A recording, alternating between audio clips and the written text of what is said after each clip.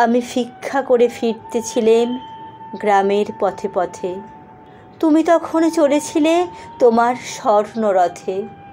অপূর্ব এক স্বপ্ন সম লাগতেছিল চক্ষে মম। কি বিচিত্র শোভা তোমার, কি বিচিত্র সাজ।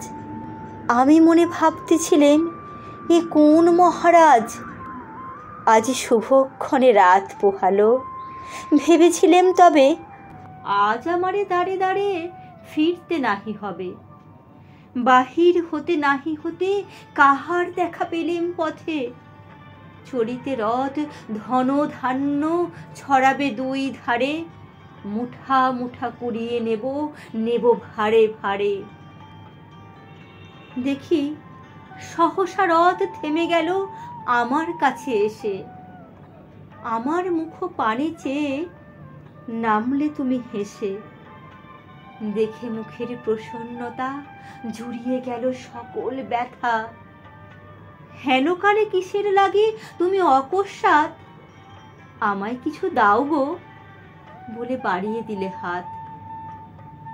মরি একই কথা রাজাধিরাজ, আমায় দাও গো কিছু।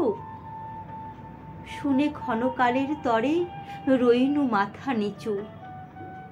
তোমার কি বা অভাব আছে ভিখারি ভিক্ষুকের কাছে?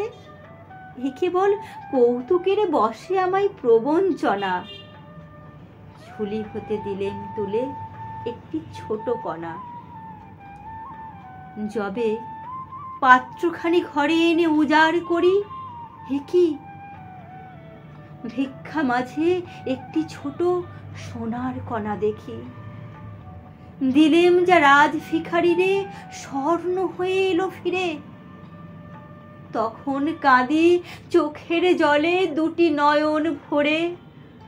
তোমায় কেন দিইনি আমার সকল শূন্য করে।